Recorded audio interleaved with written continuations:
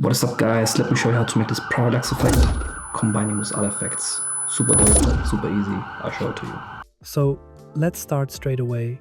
In the description, you'll find a link to the parallax effect, which is really easy to do. Place the basic clip of the parallax effect on top of your main clip, shorten it by a few frames, and move it right before your parallax effect. Then we can start positioning the other clips. Of course, you can do this with your own footage. This is just an example to inspire you and give you ideas for your own projects. The next clip I place between these two clips is a short walking shot of a woman. As mentioned before, this is just an example, so feel free to replace it with your own footage. I think we can work with this. Since our parallax effect is a bit too long, we can shorten it to about here. We can even trim it a little more so the effect doesn't last too long. Now bring the other clip right up to the parallax effect, and we're done positioning the clips. The first thing we need to do is create an adjustment layer. Drag the adjustment layer onto your timeline and make it about 9 frames long. Then duplicate the layer so we have 2 adjustment layers, allowing us to add a different effect to each one. Now drag the adjustment layer above our first clip with the woman walking and duplicate it. Next, go to the effect panel and apply a shake effect from my essential preset pack.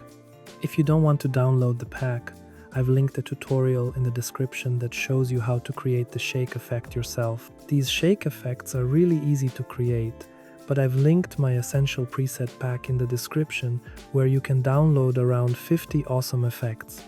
Now simply copy both shake effects to the last 2 clips so they have the exact same animation at the end. Now create another adjustment layer that's about 2 or 3 frames long and place it on the very first frame of the shake effect. Then go to the effects panel, search for the invert effect, and drag it onto the adjustment layer. Now duplicate the invert effect a few more times underneath each shake effect. The invert effect simply inverts all the colors for a single frame, creating a quick flash that makes the transition feel much more dynamic. If you combine these invert flashes with a nice shake effect, your transitions instantly become much more dynamic and impactful. The shake adds movement, while the quick color flashes create a strong visual impact that makes the transition feel more cinematic. If you go to the Effect Controls panel and select one of the invert effects, let's use the second one in this example. You can change the channel setting to red to create a colored flash. You can repeat this with the other invert effects, just like I did. Now, let's use one of these invert flashes for our parallax effect. As mentioned before, you'll find a tutorial in the description showing you exactly how to create this parallax effect yourself. By combining the invert effect with the parallax shot, you can create an intense, almost apocalyptic atmosphere that looks absolutely insane and adds a lot more impact to the scene. As mentioned before, you can also change the color of the invert flash if you want. I just want to inspire you with this tutorial and show you a few creative ideas that you can use in your own projects.